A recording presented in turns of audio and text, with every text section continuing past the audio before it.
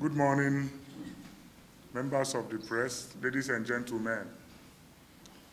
Though we are members of Labour Party, but this briefing is done on behalf of the Nigerian youth who see me as their leader and voice in times like this, when their rights are trampled and injustice meted.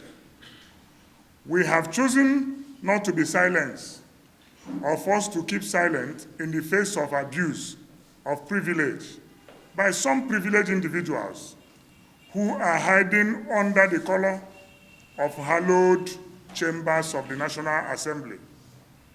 The recent development in the revered Red Chamber of the 10th National Assembly over the past week has prompted us to call for this media briefing.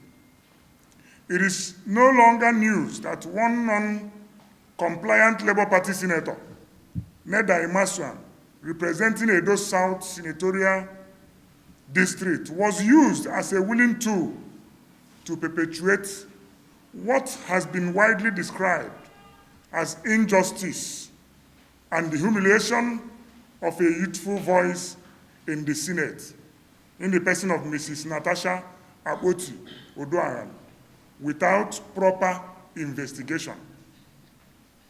We, the Nigerian youths, have in clear terms condemned such rascality perpetrated by the Ethics and Privilege Committee led by Kennedy Ahanotu in clear violation of an order of the court. It is clear to the Nigerian youths that an investigative panel, which was set for 11th March, was mysteriously and mischievously rescheduled to hold on 5th March 2025. Our question remains, what is the haste for?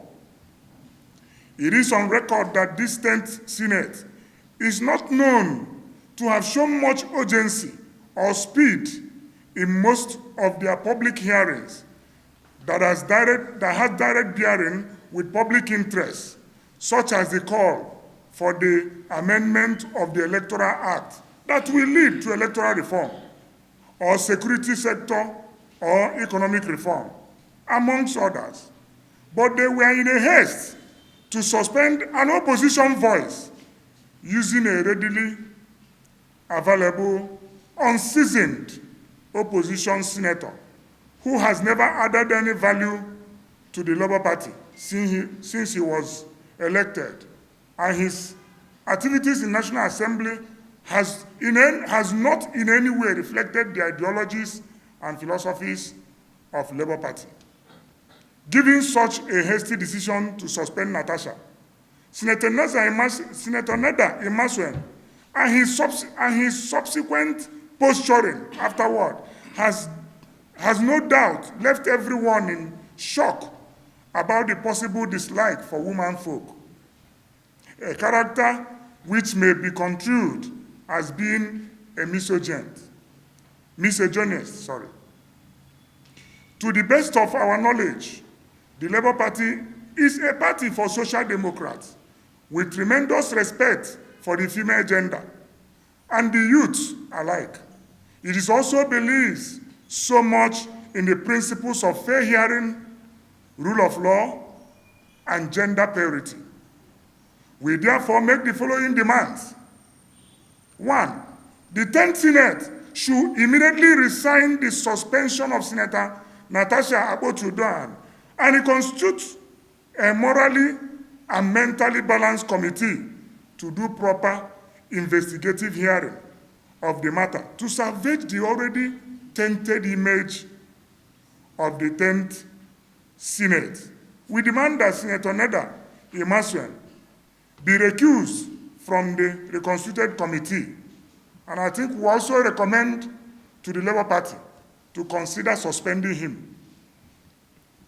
2, the Nigerian youths are by this statement calling on the people of Edo South to immediately commence a recall process for Senator Kennedy Ahanotu for his poor representation and conduct at the Senate. On the matter concerning the distinguished Senator Natasha, it has been observed that Senator Imasuen has not satisfactorily applied internationally accepted principles of fair hearing, making a recommendation which led to the controversial suspension of distinguished Senator Natasha. 3, we urge President Bola Tinubu to save the face of Nigeria in the Committee of Nations by speaking up against the humiliation suffered by the female gender in the Nigerian politics, of which his wife, as a serving senator in the 9th Assembly, also faced. Mr. President must ensure that his government work to preserve the democratic principles of fairness and rule of law. 4, the Nigerian youth are also demanding that the President of the Senate, Senator Godswill Akpabio, must present himself for investigation by an unbiased arm of government. He cannot continue to use his privileged position to frustrate the call for justice by the victim or any other victim. Senator Natasha, in this case, a situation where one man will be a judge in his own matter, like Senator Akpabio did, must be denounced and condemned. Under no circumstance should Akpabio be the one sitting that day to suspend Senator Natasha.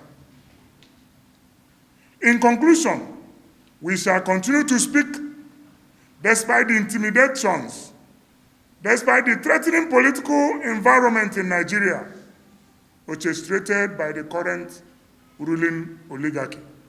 Thanks for your time and God bless you. Clap. Come to equity must come with clean hands.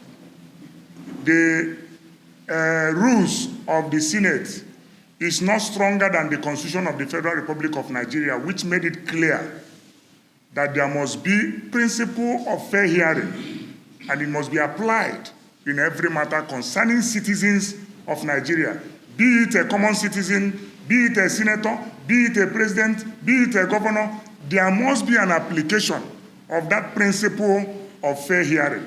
If you can recall, the committee was set out to meet on 11th of March. What is the haste, as I stated in this document? What is the haste of fast-tracking it backwards to become on the 5th of March? And you tell me that the Senate President does not have hand in who and in what the Ethics and Privilege Committee is doing. I want to assure you that it is the Senate President that is the Chairman of Senate and the Chairman of National Assembly. And he's the one that appoints and fires whoever becomes a committee chairman, as he did in the case of Natasha Akpoti, who he also fired. So it is him that gave the Ethics and Privilege Committee order to do what they did. So you can't exonerate the Senate leadership from what transpired on that day. The clear evidence is that they said it's 11th and they brought it back to 5th. And I said here, Nigerians have been asking for electoral reform. Nigerians have been asking for police reform, army reform, economic reform. There is no current bill that is undergoing speedy public hearing in the National Assembly today to address these issues. What is the haste in suspending a senator that Nigerians voted? Thank you. I know that you are a Nigerian. I have been a witness to many protests that Nigerian youths have undertaken. In recent past, uncountable number of Nigerian youths were tear gassed, were murdered, were injured. In a sane climb, you don't need to walk on the street. In fact, walking on the street is the last resort to express your right as a citizen. What we are doing is what is accepted internationally, to speak out. And we have spoken out. I cannot risk the life of these youth that are following me to be tear-gassed. We don't have the power. We don't have the financial muscle. We don't have the energy to face the Nigerian police, which are already becoming tools in the hands of these politicians. Thank you. Well, I'm sure that my name is not a new name to you in issues of national politics and national polity. And if you can do a little background check, I am not one of those that can be used to do a hatchet job. The press conference you are witnessing this morning is an expression, sincere expression of what is happening both in the party and in the National Assembly. We elected Neda from the platform of the Labour Party, but totally he has deviated from the principles, from the philosophies that guides the Labour Party. His representation in the Senate does not have any bearing. I can say it over and over again, that the representation of Senator Nada Imaswel and some of them have no bearing on the party's manifesto, on the party's constitution in terms of inclusivity, in terms of fair hearing, in terms of rule of law, in terms of gender parity, and in terms of delivering good governance as inscribed in the Labour Party manifesto. So that is Labour Party for you, and that is what makes Labour Party unique. That you can be a member of this house. The moment you deviate from the track, you will be cautioned and you will be reprimanded heavily. Labour Party is not like APC and PDP, where we hear some governors and some ministers and some Senate presidents saying that when you come to the party, your sins will be forgiven. In Labour Party, your sins will not be forgiven. Thank you. Like I've observed that every new assembly, it seems that every new assembly will always amend the Senate rules. And I ask, if the Constitution of the Federal Republic of Nigeria is amended every month and every week and every year, how suitable would that Constitution be? This Senate rules is amended 2023 when Ababio became Senate President. And these rules, like I said, I will repeat again, this rule is not superseding the Constitution of the Federal Republic of Nigeria. If severally in Nigeria we have witnessed where Senate rules enhanced a decision that were made, and after that decision, it was challenged in the court. And when it was challenged in the court, what happened? The decision of the Senate was overturned. Severally, it's not once, it's not twice. Showing you and indicating to you that the Senate rules is no more superior than the Constitution of the Federal Republic of Nigeria. So therefore, if Neda was actually a party man, there is nothing that goes on the floor of the National Assembly that the ruling government does not have hand in. They have their caucus, they discuss it, they share ideas, and they come and play the politics on the floor. That is how governance is being run, my brother, anywhere in the world. So therefore, it's required of oppositions to share ideas of what is happening on the floor of the Senate with the party before they execute. They cannot just go to the Senate and sit on their own without consulting the party. That is why the party gave them the platform. So it's expected that when such a matter, and of course that is why you give 2 weeks, 3 weeks before such hearing, so that you consult your party. My party, look at an assignment that is being given to me. What is your idea and notion about this matter that is going on? And your party caucus can sit and say, please, don't go ahead with this. And once they say it, you are bound to obey. And again, my advice to young Nigerian youth, Nigerian young girls and ladies are doing excellently well. They are doing excellently well. What they are facing is intimidation. What they are facing, whether we hide it, whether we believe it or not, what many young girls across the country is facing is harassment, intimidation. Yes.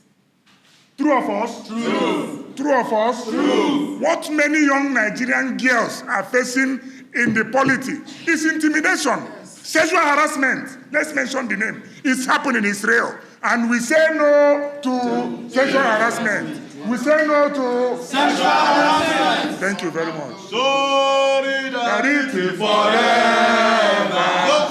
Solidarity forever.